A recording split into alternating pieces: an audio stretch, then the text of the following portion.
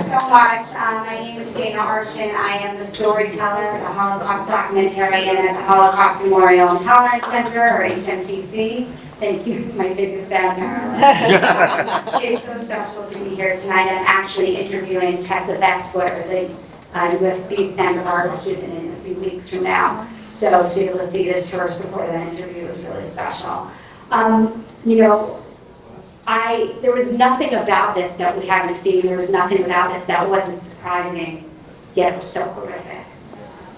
Just first, if you can just each introduce yourself and your reactions to the film. What surprised you? How do you feel like we need to go forward from here? Thank you.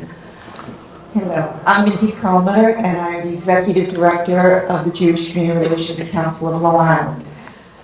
I have to tell you, after seeing this, the first words I feel I need to say to you is I'm a proud Jew and a proud Zionist, because I think we need to say that. The raw emotions that bring this out. Anyway, we've all seen, we've been living this since 10/7, but when once again you're just watching for an hour and a half something this emotional, it gets to me. I'm sure it gets to all of you, and that is why, as a proud Jew and a proud Zionist, I will always stand with the Long Island Jewish community, with the Jewish community as a whole, and say, not again. Good evening, my name is Alan Mindell. I'm the chair of the Holocaust Memorial and Tolerance Center, and this is my second time seeing this film. And my only hope for it is that as many people as we can tell and beg and ask get to see it. Because I think for a lot of us, we know the material, but it put it in a perspective that maybe not everyone fully understood, but also it's a recorded event of what's going on in America today, and more specifically here in New York, that we have to share with our family, our friends, our neighbors, our allies, and even those who consider us enemies, because it's a cautionary tale, and it's upon each of us to prevent it from getting worse than it is today. Hi everyone, my name is Rabbi Dave Siegel. I'm the Executive Director of Hofstra University Hillel, and I also cover the other campuses that are in Nassau County. As you may imagine, watching a movie like this and looking at college campuses where many of my friends and colleagues work there, many of my students who have gone on from my schools are students there, there's something surreal about it. We're not watching a movie. We're watching something that really happened and is really happening. So it's always it's a challenging experience in that sense. As someone who's on campus every day and has real conversations with students, and I'm pleased by some of the conversations I have, but I always wonder about the people that I don't get to. Right? What about the people who are part of these crowds, right? When they were mimicking back what was said and being brainwashed, right? Those are the things that I worry about. And I'm certainly going to need to process this a little bit more. But looking at my everyday, this is what it is. Hi everyone, I'm Donna Rosenblum. I'm the Director of Education at the Holocaust Memorial and Tolerance Center. And this movie really is disturbing. That's the bottom line. It's raw, it's emotional. I'm probably the only non-Jew in the room, okay? So I am Director of Education. I was born a Catholic, went through 13 years of Catholic school. I married the first non-Jewish guy I ever dated. And he's here in the audience. And we raised have 3 children, one of which lives in Israel right now.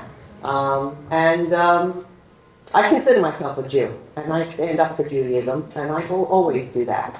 And I do believe I do believe in education. It is what I've done my whole entire life. It's who I am.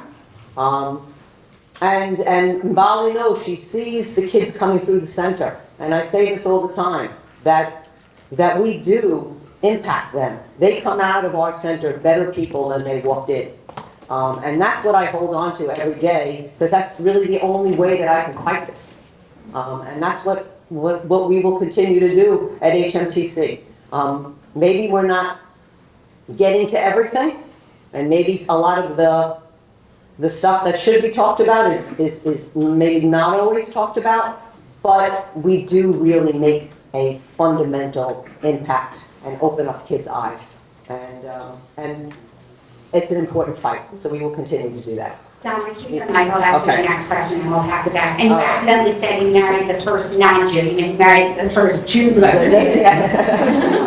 Thank you. So Donna's being really humble and modest. She is honestly one of the most incredible people I've ever met. I've heard her speak, not just through HFTC, but through Witness Project, and you could hear a pin drop every time.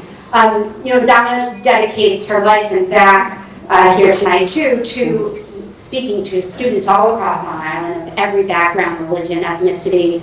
My question, Donna, you also train docents and teachers. What do you say to them, especially the teachers and community leaders who get approached by those who have questions about what's happening in the Palestinian land or about modern day anti-Semitism? How do you train them to react to questions like that? It's hard, but we want to really stick with the facts. And I really encourage, we do a lot of teacher training where I want the teachers to understand the history of the Arab-Israeli conflict, understand the history, to really read and be informed, because that's the only way that you can teach. You have to be armed with the facts. And there are a lot of great materials that are out there that do that. And we promote that at the center. We give this into the hands of teachers. We want them to see how they can teach with factual, documented, authoritative sources. And that's how we get that message into the classroom. And we do a lot of that. But it's very hard. We talk about, today Dana was on a Zoom call dealing with our Claire Freelander upstander. We have a sort of 1994 Rwandan genocide survivor who will be speaking, and we were talking about how the word genocide is thrown around like it's just, that this is the concept. We need to define the terminology, and we need to control the narrative. And that's a big tall order of what we're dealing with right now, because the narrative has been taken, and we need to take it back. And that's really what we try to do.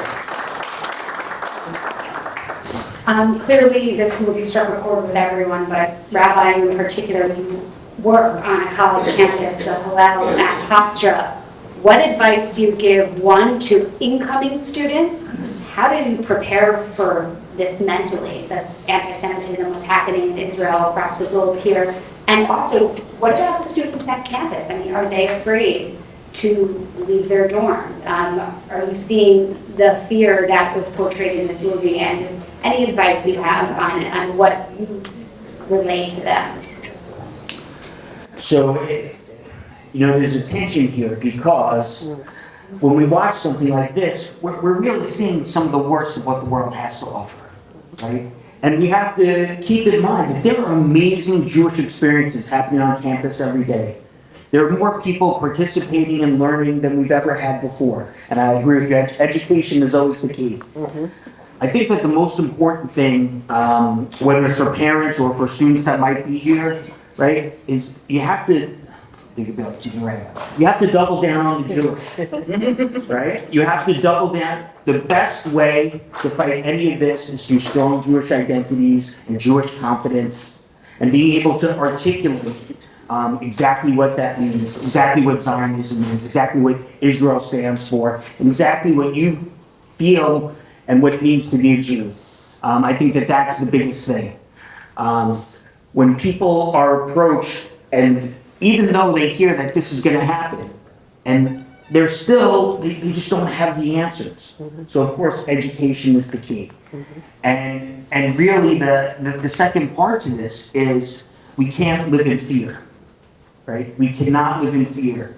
The answer is not to stop going to Jewish things, right? And bring your friends. 50% of the people that we work with, we're gonna serve about 3,000 students over our different campuses, aren't Jewish. They wanna know more, they wanna learn, they wanna participate. And I really think that those things are the keys to being successful, not just as a student on our campuses, but as being a member of our community. What is your advice to a kid walking to class and someone says, "Hey, Jew"? Do you respond? Do you fight back? Do you keep walking? So, maybe you're with me a lot. The number one thing is to always remember is that you need to be safe. You always need to make sure that you are safe. But, again, I work on 5 different campuses and I post meetings from a total of 9 campuses. Every school has someone that you can turn to.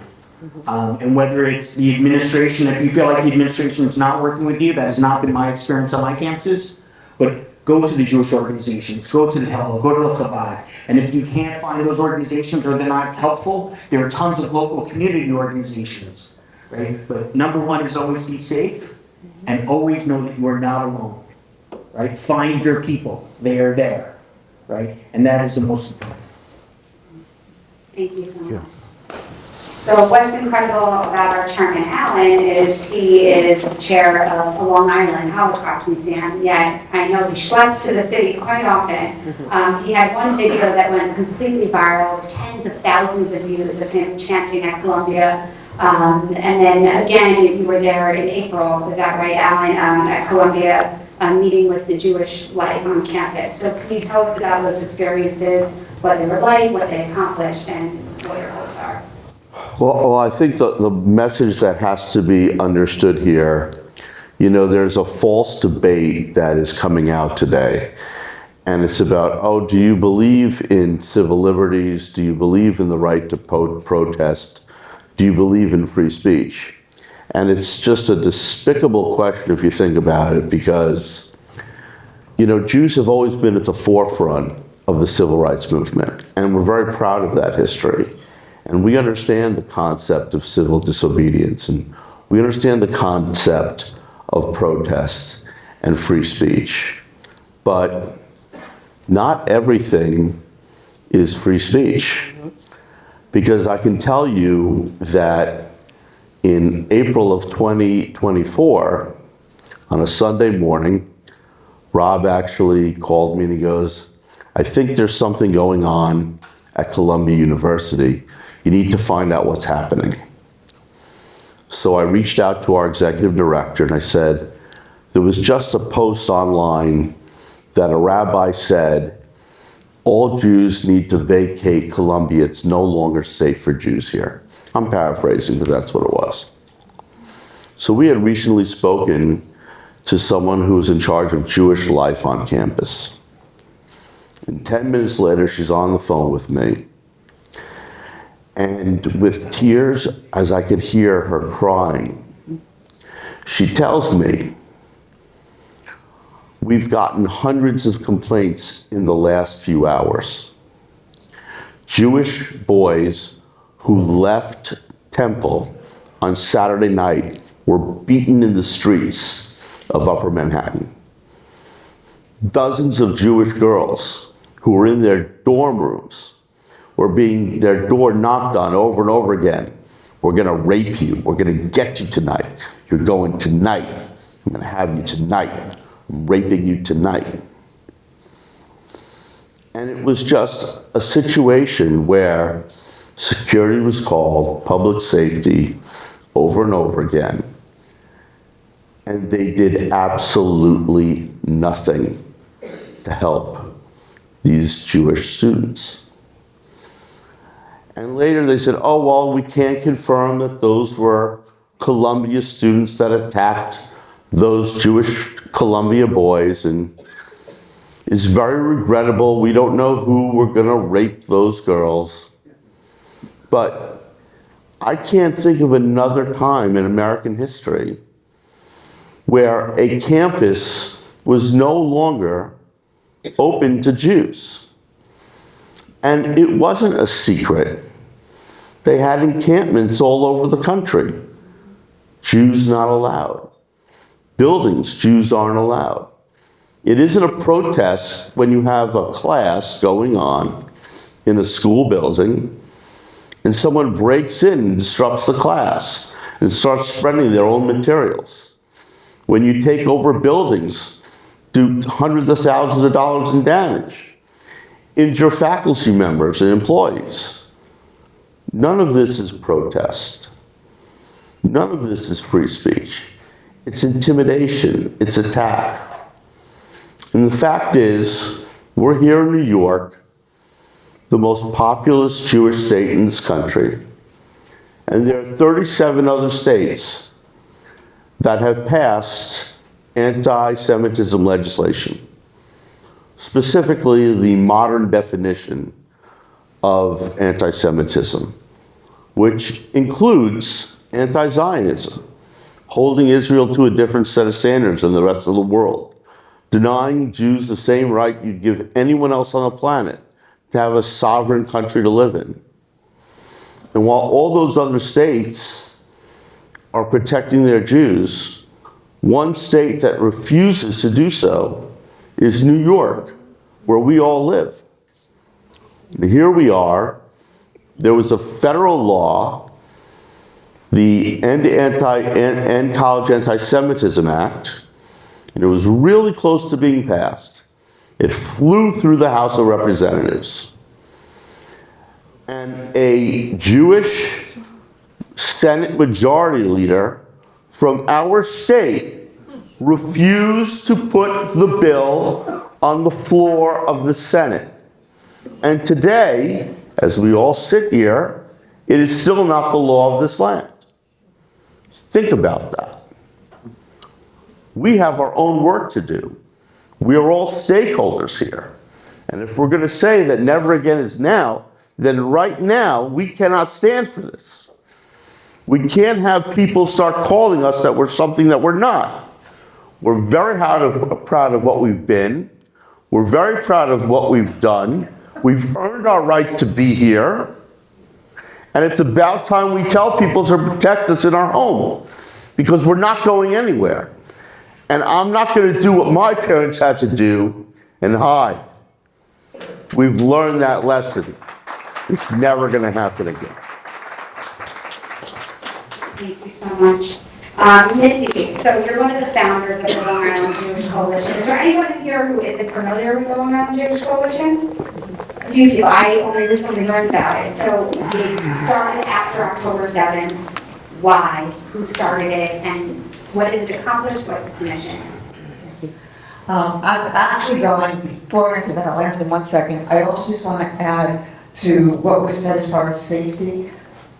Something that I think Nassau County can be very proud of is that we do have a police department who backs us up.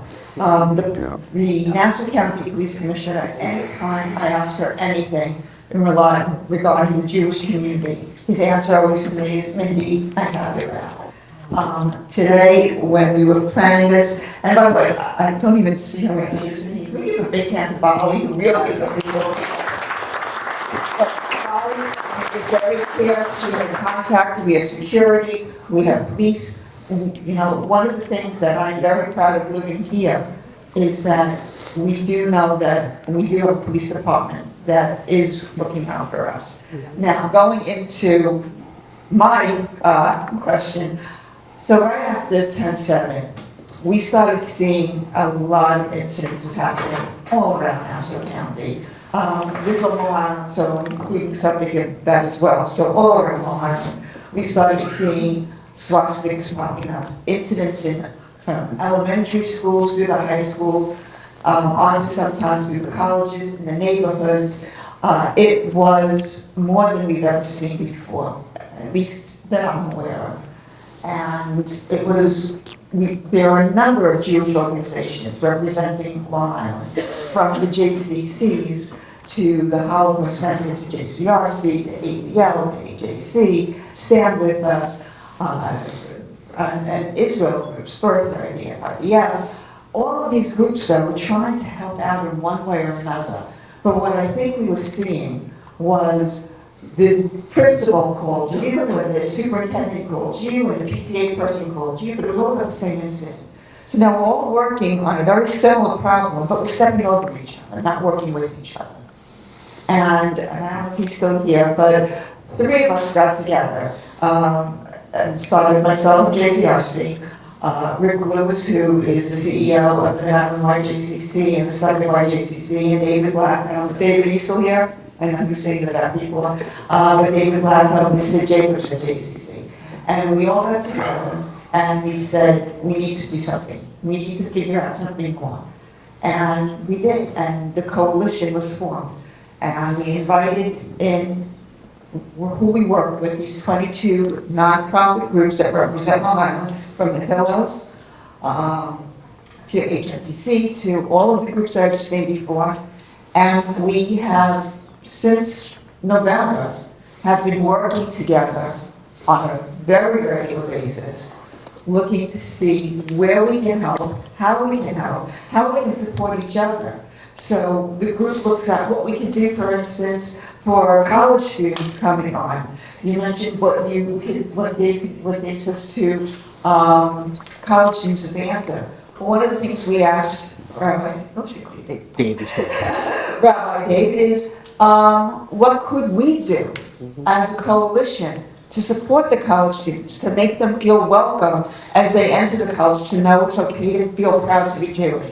It's okay to wear a Jewish star. It's okay to let people. What can we do to help them feel more comfortable? What can we do in the schools? We have formed education groups with people, and we reach out to all the superintendents. We've been working much more closely with the clergy, and that's going to continue to develop.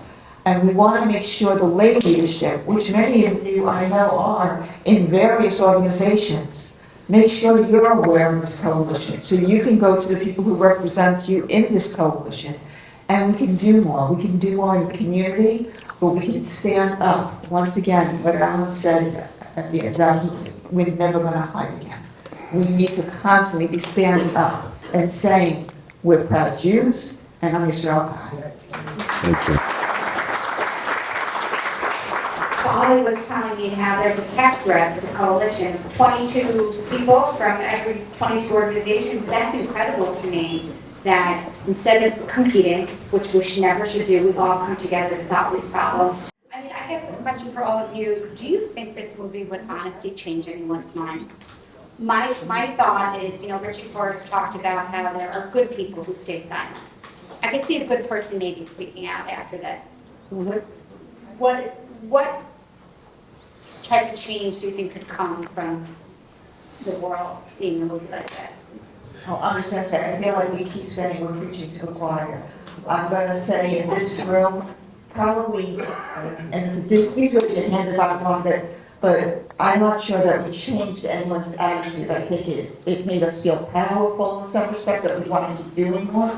But I don't think anybody in this room said, wow, I didn't think that really how it went down. I didn't know that that's how it really happened. It's the people who are not in this room that I'm trying to figure out how we get them to see this movie. Because I do think that they're in the, someone mentioned this social media, TikTok. I have nieces and nephews who are very into the TikTok world, and I wonder, how are they reacting? How much do they really understand? Because where they're getting the news from, we all know how that news comes down. And I would love to see them sitting in this room. And I was speaking with everybody before, can we get this onto the college campuses? And who would come to see that? How would it be perceived? These are the things that, at least in my mind, that I spent much